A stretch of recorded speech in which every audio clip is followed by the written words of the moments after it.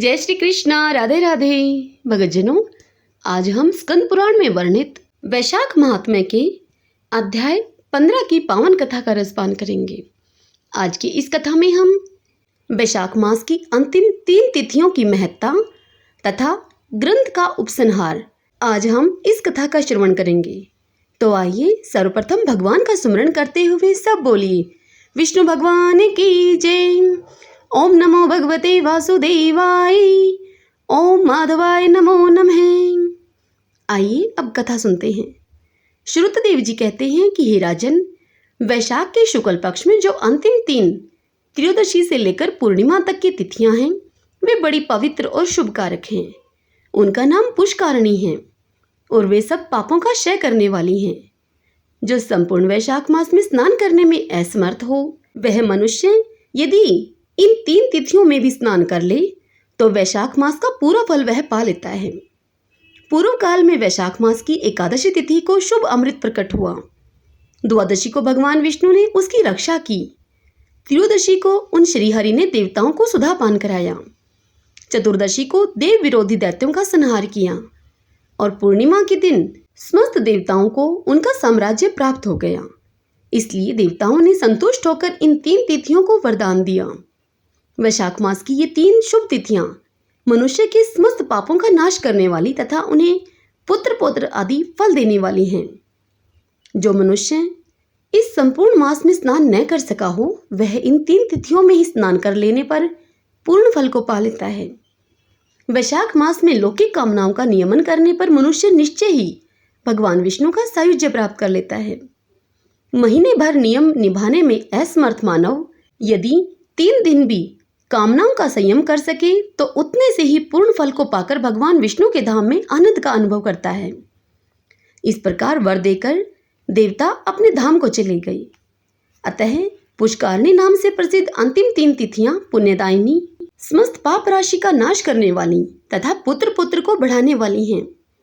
जो वैशाख मास में अंतिम 3 दिन गीता का पाठ करता है, उसे प्रतिदिन अश्वमेध यज्ञ का फल मिलता है। जो उक्त 3 तिथियों में विष्णु सहस्त्र नाम का पाठ करता है, उसकी पुण्य फल का तो वर्णन करने में इस भूलोक तथा स्वर्गलोक में कौन समर्थ है। पूर्णिमा को सहस्त्र नामों के द्वारा भगवान मधुसूदन को दूध से नहलाकर मनुष्य पापहीन वैकुंठ धाम में जाता है। वैशाख मास में प्रतिदिन भागवत के आधे या चौथाई श्लोक का पाठ करने वाला मनुष्य ब्रह्मा भाव को प्राप्त होता है। जो वैशाख के अंतिम 3 दिनों में भागवत शास्त्र का श्रवण करता है, वह जल से कमल के पत्ते की भांति कभी पापों से लिप्त नहीं होता। इन 3 दिनों के सेवन से कितने ही मनुष्यों ने देवत्व प्राप्त कर लिया, कितने ही सिद्ध हो गए और कितनों ने ही ब्रह्मत्व को पा लिया। ब्रह्म ज्ञान से मुक्ति होती है अथवा प्रयाग में मृत्यु होने से या वैशाख मास में नियम पूर्वक प्रातःकाल जल में स्नान करने से मोक्ष की प्राप्ति होती है। इसलिए वैशाख की अंतिम 3 दिनों में स्नान, दान और भगवत पूजन आदि अवश्य करना चाहिए। वैशाख मास के उत्तम महात्म्य का पूरा वर्णन रोग शोक से रहित जगदीश्वर भगवान नारायण के सिवा दूसरा कौन कर सकता है। तुम भी वैशाख मास में दान आदि उत्तम कर्म का अनुष्ठान करो, इससे निश्चय ही तुम्हें भोग और मोक्ष की प्राप्ति होगी। इस प्रकार मिथिलापति जनक को उपदेश देकर श्रुतदेव जी ने उनकी अनुमति लेकर वहां से जाने का विचार किया। तब राजऋषि जनक ने अपने अभ्युदय के लिए उत्तम उत्सव कराया और श्रुतदेव को पालकी पर बिठाकर विदा किया। वस्त्र, आभूषण, गौ, भूमि, तिल और स्वर्ण, इन सब वस्तुओं से उनकी पूजा और आराधना करके राजा ने उनकी परिक्रमा की।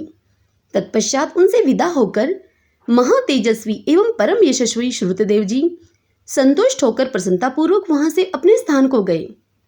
राजा ने वैशाख धर्म का पालन करके मोक्ष को प्राप्त किया। नारद जी कहते हैं, हे अम्बरीश, यह उत्तम उपाख्यान मैंने तुम्हें सुनाया है, जो कि सब पापों का नाशक तथा संपूर्ण संपत्तियों को देने वाला है। इससे मनुष्य भक्ति, मुक्ति, भुक्ति, ज्ञान एवं मोक्ष पाता है। नारद जी का यह वचन सुनकर महायशस्वी राजा अम्बरीश मन ही मन बड़े प्रसन्न हुए। उन्होंने बाह्य जगत के व्यापारों से निवृत्त होकर मुनि को साष्टांग प्रणाम किया और अपने संपूर्ण वैभवों से उनकी पूजा की। तत्पश्चात उनसे विदा लेकर देवऋषि नारद जी दूसरे लोक में चले गए, क्योंकि दक्ष प्रजापति के शाप से वे एक स्थान पर तो ठहर नहीं सकते। राजऋषि अम्बरीश भी नारद जी के बताए हुए सब धर्मों का अनुष्ठान करके निर्गुण पर ब्रह्मा परमात्मा में विलीन हो गए। जो इस पापनाशक एवं पुण्यवर्धक उपाख्यान को सुनता अथवा पढ़ता है वह परम गति को प्राप्त होता है। जिनके घर में ये लिखी हुई पुस्तक रहती है उनके हाथ में मुक्ति आ जाती है।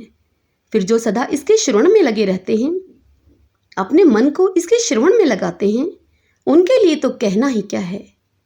हरिओम तत्सत। स्कंद पुराण अंतर्गत वैशाख मास महात्म्य संपूर्ण।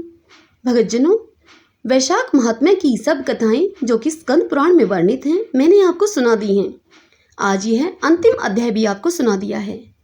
हे कृष्णा, यदि मुझसे कोई गलती, कोई भूल चूक हुई है उच्चारण के समय, पाठ के समय, महात्म्य सुनाने के समय, तो मुझे क्षमा करें। भगतजनों, मेरा आपसे भी यही अनुरोध है, जिस प्रकार आपने इस चैनल श्री कृष्ण दीवाने को अब तक सपोर्ट किया है, आप आगे भी इसी प्रकार सपोर्ट करते रहेंगे।